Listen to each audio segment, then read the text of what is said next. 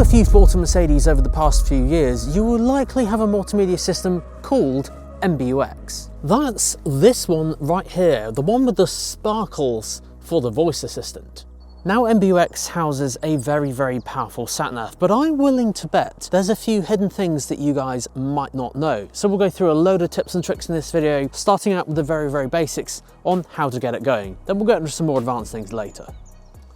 Okay guys, so starting out with the basics first, starting and stopping the sat nav. Now, I've completely reset this multimedia system back to factory settings and created a profile on there, as you can see on the top right. So this is what you'll see with a completely blank slate. So let's talk about how to start and stop the sat nav. As I said, covering the basics first. So to basically start and stop the sat nav, just tap where to on the very top. And then you type in where you want to go. So let's do Poole, the town centre where I'm currently at the moment. It'll search for it and show you all the results just underneath. Tap on your preferred one, and then tap Let's Go. The route is being calculated.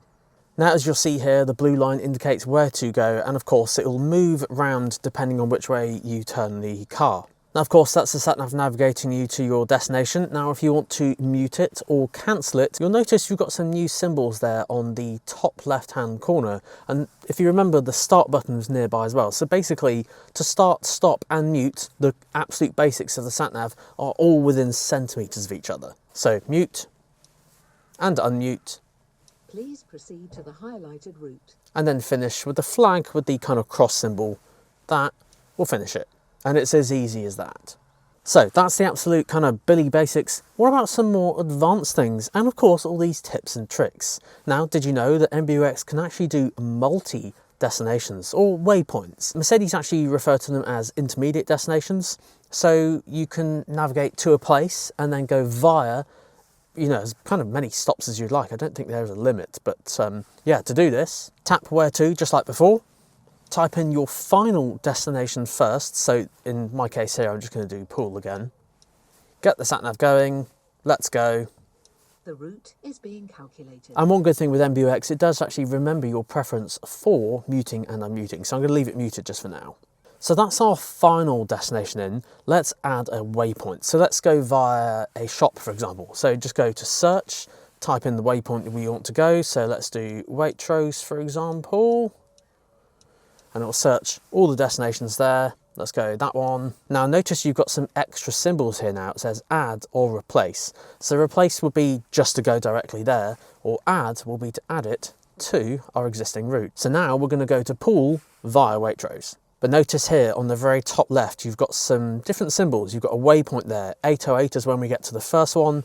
817 is when we get to our final destination. And then just like before, cancel with the finish flag. Now, MBUX has got very powerful under the hood over the years. Now, I'll be honest, when it comes to POIs, these are points of interest, on sat navs in general, they've been absolute garbage. They just don't work. And you search for stuff and they're inaccurate information or all sorts. However, Mercedes have actually partnered with Google over the years. And you'll notice now, when you go to where to, there's a Google symbol there, just on the top right-hand corner. Now, this isn't Google Maps as such, although I have heard the new CLA is going to have Google Maps built in kind of on the back end. But this does have Google search for POIs. So the POIs are actually very accurate. Now, I kind of did a POI just a second ago because I typed in a shop and obviously I didn't have the postcode or anything. And yes, of course you can type in postcodes on the search here. But this is the beauty. You can just search anything into this box. Car parks, towns, coffee shops, restaurants, all sorts of things. Or if you don't know the exact name of the thing, tap POIs, then you can have the full list of things to search for. And that's not all of them. If you go to all categories, there's even more listed there as well. So say I wanted to find a restaurant, tap on restaurant, and it will show you all the things nearby, and it even gives you their Google review star rating as well. This even works as well if you want to search for fuel stations. You can type in your preferred one to get those points on the loyalty schemes. But you can even see, if I scroll up here, you see all the reviews. So apparently this has 3-star reviews for Shell. Not sure why they didn't get the other 2 stars. Maybe it's the price of fuel. You can see their opening times and even reviews there. Oh yeah, there's a 1-star review there. Someone asked to get some change. Okay, well, there you go. They don't like to give change. They're probably cashless. You've even got photos of the fuel station there as well, and even the weather. This does sound a bit silly because obviously that's just around the corner, but say you're navigating, I don't know, 100, 200, 300 miles away, and that's the place that you need to go to, you can see what the weather is, because it could change, and especially if you live near mountains, you know how the weather can change very quickly there, so you can get a quick snapshot of what it's going to be like. Now I know we're quite close to this one here, but say you're doing a road trip, you can see what the weather's going to be at that destination, and even when the sun sets as well. Now this is particularly useful. The other day I drove in London, like in the city centre, which I hate doing. For those of you who have driven in London, you'll know exactly what it's like. But say you need to find a car park. This is quite useful. If you go where to, of course this does fall under the POIs. You've got some symbols just on the bottom here, but if you tap the car park symbol, this will show you all the car parks. But look really, really closely at the red and green kind of symbol next to it. This actually shows you how potentially full that car park is at the time of you looking. So this is quite useful if you have never been to a city before or a town and you're looking for a car park, you can get a quick glimpse of how full that car park might be. Now, you can also search for fuel stations and also charge points, depending on if you have a plug-in hybrid or an electric car. That's usually that symbol there on the very top. Just tap in here and it will show you either charging stations or fuel stations, depending on what you're looking after. In fact, this whole thing used to be called Mercedes Me Charge, which I've done 2 videos on to date, but recently Mercedes-Benz have actually renamed it to MB.Charge. Very similar thing, it's just basically a mini Tesla network of chargers, making your experience a lot easier to use. So the more blue symbols you see here, the faster the charge point. But of course, if you have a petrol car, you'll have a fuel symbol there instead of the charging symbol. Now, there is a very, very new feature that came out on a software update recently that I noticed, and this is the ability to share a journey with someone else. So you can actually do this on Apple Maps, on Apple CarPlay anyway, but you can now do this on the Mercedes MBUX multimedia system. So when you have the Sat Nav on, so I've got this navigating to Poole just down the road, and there's my ETA 811, less than a mile away. If you tap in that area on the top left, you'll have some extra things. And notice here this new button called Share Journey. You can share your current location or share the entire journey with someone else. So if I do Share Journey and then select Contact, you can actually share this with someone else. Now I believe this actually sends a text message. I'll show you what this looks like here.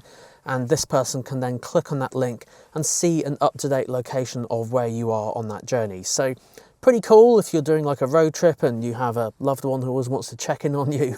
That's one use case I can think of. Or you're going for a meeting and you just need to share an ETA updated time with any live traffic. You know what traffic can be like out on UK roads for sure. So yes, I know Apple CarPlay's had this for ages, but it's good to see that MBUX now has this if you prefer to use MBUX as your sat nav.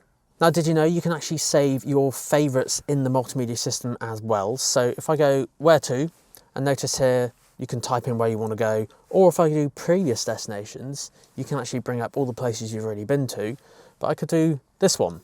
Tap on the menu there, save as favourite, or you could do save as home or save as work, but I'm just going to do save as favourite, and then that will be saved in the favourites menu. Now that is actually saved in where to, and then favourites, and you'll notice all of your favourites will now be listed here. Now rather annoyingly, you can't actually rename that favourite anymore. You used to be able to do it on multimedia systems years ago, but sadly on the newer ones, you can't rename those favourites now. So a little bit annoying on that front. I've not found a way to do it, but the menu button there on the right is just to delete and delete all entries in case you want to reset it back to factory, but sadly no renaming on the latest generation multimedia systems. Now some of you might be wondering, well, how do you adjust the volume of the sat nav? Don't worry, it's very, very easy. Let's turn the sat nav back on. So let's navigate to Poole, get it going and enable the voice. Please proceed to the highlighted route. Now the cool thing with modern multimedia systems is that all you need to do is just adjust the volume when the thing is making sound. So if I adjust the volume right now, it would adjust it for the radio or music off my phone, because that's the thing that would be making sound. But if you adjust the volume when the sat nav talks to you, you'll only adjust the sat nav voice. So unmute. Please proceed to the highlighted route. Then you can adjust the volume there. And because she stopped talking, now I can't do it. So you can only do it when she's talking to you.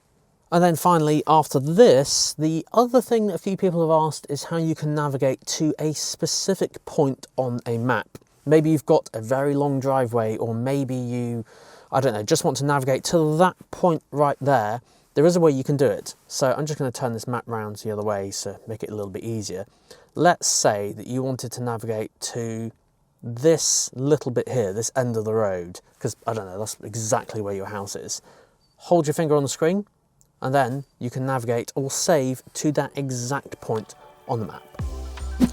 Now guys, if you're loving the videos, make sure to hit that subscribe button down below. I've got loads of content on my channel, from Mercedes reviews, tips, tutorials, all sorts. And I've even started covering some brands recently over the past couple of years as well. So if you have a suggestion, let me know in the comment section down below on what video you'd like to see over the next couple of months or so, and I might just consider yours. Okay, now let's go through some customization options. So this is quite useful if you want to personalize your sat nav experience. So first up is orientation. Now hopefully a few of you know this, but it's there on the screen on the bottom right hand corner. Now if you tap this button, you can do 2D. So this is hovering directly above you, and then north up.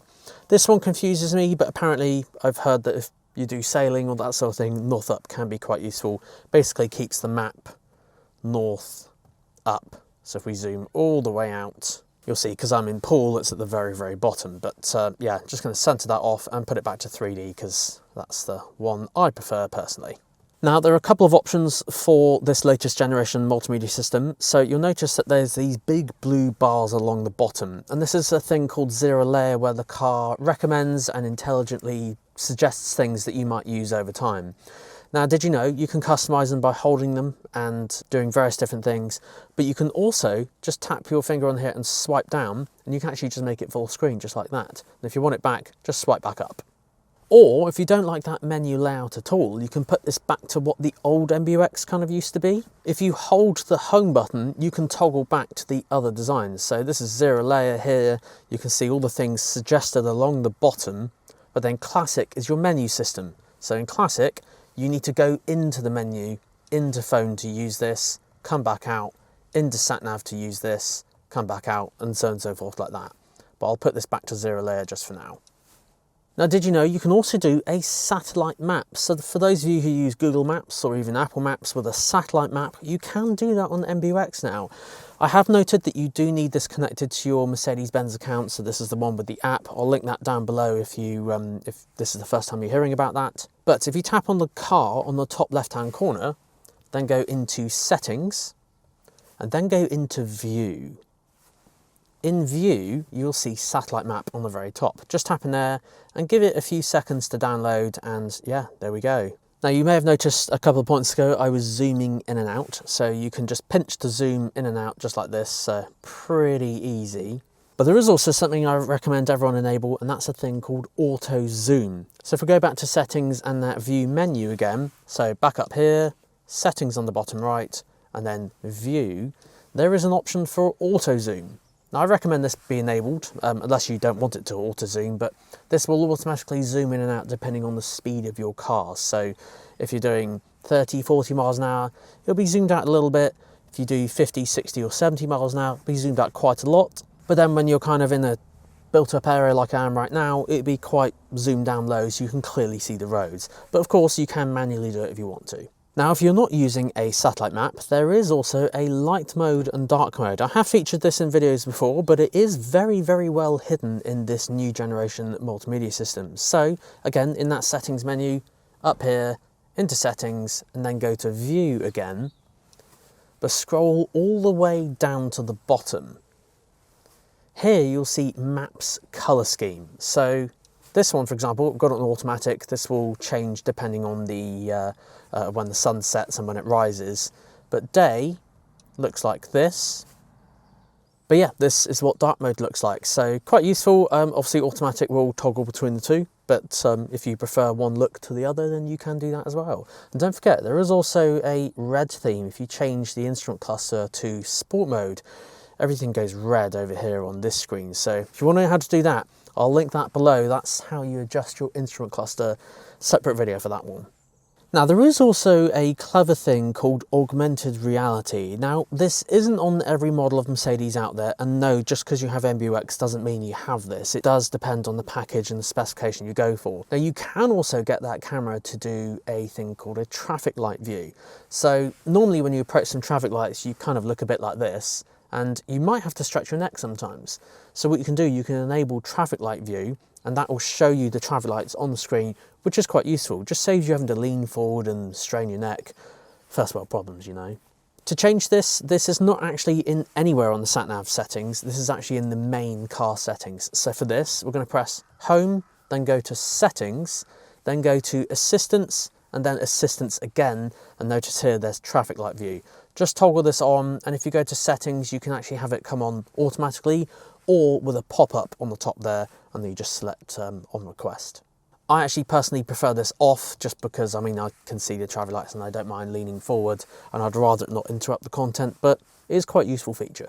Finally, one really useful thing as well are the POIs on the map. So these are of course the points of interest we mentioned earlier. Now you can adjust what points of interest are actually present on the map if you want to. So it could be recommending things like fuel stations, and you might not ever buy fuel apart from your local one, or maybe you don't want to see car parks, or maybe you want to see restaurants. You can adjust all of this. Go to the car on the top left, tap settings again, then go to view, and then scroll down this list again. So a lot of things are in this menu here.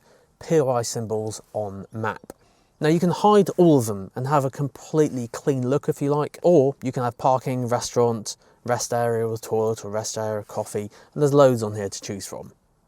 And finally, one thing that a few people have messaged me recently about is when the MBUX system just randomly says warning speed bump ahead, or warning school area ahead, or some of these random things. I personally have this off, so I've not experienced it that much, but I do know what menu setting it is. Now if you want to turn this off, again tap the car on the top left, then go to settings on the bottom right, then go to messages and tones.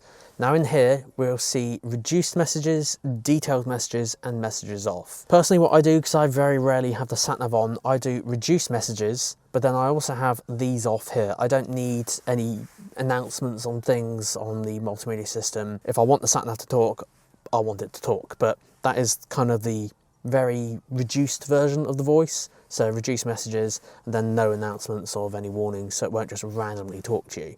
But hopefully, you found some of those settings useful to customize your experience on MBUX. Okay, so all those Sat Nav tips and tricks are really, really cool, but did you know there's obviously the Hey Mercedes voice assistant where you can control it via your voice? If you want to know some of the top Hey Mercedes commands I found, have a look on this video here, and that will take you straight to that one where I discuss all the different commands that you can do and some ones you might not even know. But guys, thank you so much. Until next time, see you then.